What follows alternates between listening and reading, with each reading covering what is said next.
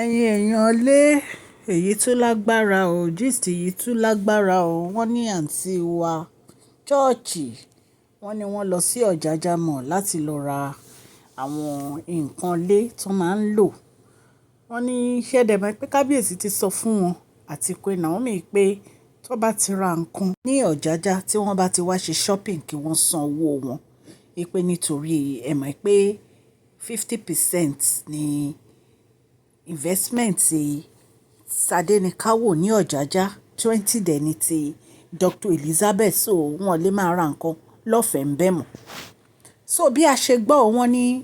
bí wọ́n ṣe sọ ọ́ allegedly o tó bá jẹ́ pé lóòótọ́ gist yìí ò tọ́ ni o wọ́n ní àǹtí wa chọ́ọ̀chì wọ́n ní kì í ṣèní kì í ṣàná ló ti máa ń lọ bẹ̀ tó yẹ pé kò ní sanwó wọn ló máa ń lọ á lọ ra nǹkan kò dé ní sanwó ṣó ti yé yín ẹ̀yin ará ilé wọ́n ní ìgbà tí àǹtí wa tó gbọ́ ọ̀rọ̀ yìí ó wá aṣọ lọ síbẹ̀ wọ́n ní bó dẹ̀ ṣe lọ bẹ̀ lóòótọ́ ó ti ra ọjà ẹ̀ wọ́n ní bó ṣe fẹ́ máa lọ báyìí wọ́n ní àǹtí wa kàn yọ sí ni àǹtí wa bá lọ báyìí pé báwo ló ṣe gbọ́ wípé òun ló ń lọ gbé orí màálù sínú àpátímẹ́ǹtì Queen Naomi wọ́n ní àtáàkì tí àǹtí wa fún nìyẹn wọ́n ní náà bá bẹ̀rẹ̀ ìjà yìí náà bá bẹ̀rẹ̀ sí búra wọn ẹ̀yin èèyàn lé náà bá ń tú àṣírí ara wọn níwájú Ọ̀jájá mọ̀ ẹ rí pé ìtúlágbára àwọn odindi olórí ọba kí wọ́n máa jà níwájú store níwájú Ọ̀jájá mọ̀ kán máa jà ẹ mọ̀ pé kì í ṣe ní kì í ṣàná náà ti máa ń jà bẹ́ẹ̀ every time bó ṣe máa ń jà nìyẹn wọ́n ní bó ṣe ń takò ara wọn nìyẹn o ẹ̀yin èèyàn lé abẹ́ẹ̀rí pé ọlọ́run pé Naomi abẹ́ẹ̀rí pé ọlọ́run pé Naomi tóbi kò sùn rárá ọlọ́run ń gbèjà Queen Naomi jà ọlọ́run mọ̀ wípé ẹ ní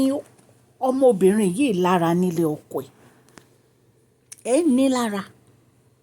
ẹni ẹlẹ́ni kò bá yín rojọ́ kò bá yín jà ẹ̀yin èèyàn lé látọjọ́ tí wọ́n ti ń búlé Queen Naomi ẹ̀rí kan sọ̀rọ̀ rí Queen Naomi ò sọ̀rọ̀ wọn ò gbìn wọn ò sọ nǹkan kan ìtorí ẹ̀gọ́ làwa ìfi ń bá wọn sọ̀rọ̀ nítorí gbọ́n sọ̀rọ̀ wọn ò sọ nǹkan kan ẹ wá fẹ́ máa take wọn for granted ní ìsẹ̀ ẹ̀yin méjèèjì wá ń takora yín èyí àǹtí wa ó lóun kọ́ lóun gbórí màálù sínú yàrá òkè ta ló wá gbé síbẹ̀ o wọ́n ní àǹtí wa chọ́ọ̀chì ní òun ló gbé síbẹ̀ ipe gbogbo ibi tó ń lọ wọ́n lóun ló ṣe iṣẹ́ yẹn wọ́n ní ẹni tó dé arrest tó wà ní police station wọ́n ló ti ń jẹ́wọ́ ó ti dárúkọ ọkùnrin kan tó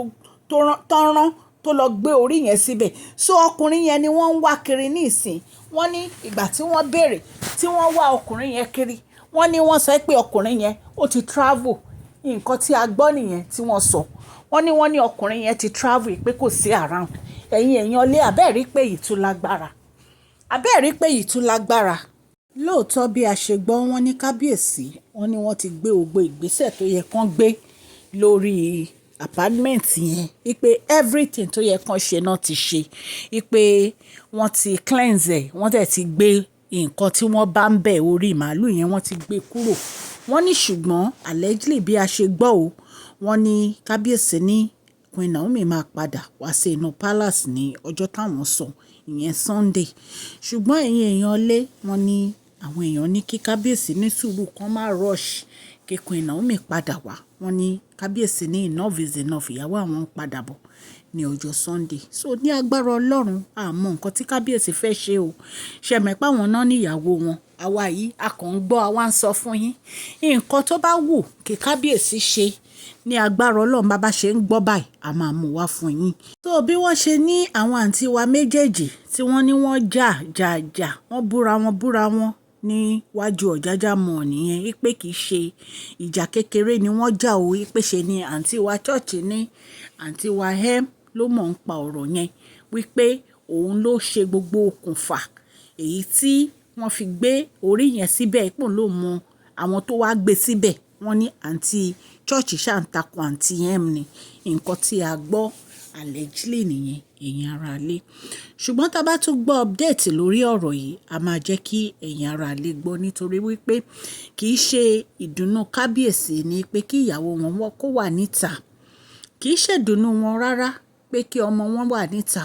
gbogbo ìgbésẹ̀ tí bàbá wo erin ládẹ̀ ń gbé òní bí ìyàwó wọn àti ọmọ wọn bó ó ṣe máa padà wá sí inú palace. Gbogbo ẹ̀yin tí ẹ̀dẹ̀ ń gbọ́ mi, ẹ̀yin náà mọ̀ wípé a ti ń sọ̀rọ̀ Queen Naomi ní ìsìn ó ti tó bí ọdún mélòó kan sí ẹ̀yìn tó jẹ́ pé gbogbo wa náà la fẹ́ kí Queen Naomi padà wá sínú palace, ṣùgbọ́n ní agbára Ọlọ́run ló mọ àsìkò àti ìgbà èyí tí kábíyèsí fẹ́ ṣe àmọ́ àwọn náà mọ nǹkan tí wọ́n fẹ́ ṣe sí ọ̀rọ̀ ìyàwó wọn, ṣùgbọ́n tá a bá tún gbọ́ update lórí ọ̀rọ̀ yìí a máa jẹ́ kẹ́ ẹ gbọ́. A dúpẹ́ lọ́wọ́ gbogbo etí tó ń gbọ́ wa o, a dúpẹ́ lọ́wọ́ gbogbo bẹ́ẹ̀ ṣe ń subscribe ten like ten share àwọn gist wa. Ọlọ́run aláàánú á bá wa ṣàánú fún gbogbo ilé àti ọ̀nà yín, kò ní dojúrò, ọwọ́ yín òkè òkè ló máa lọ, kò ní kan ìsàlẹ̀ àpò. Please share this video, like and subscribe. God bless you all.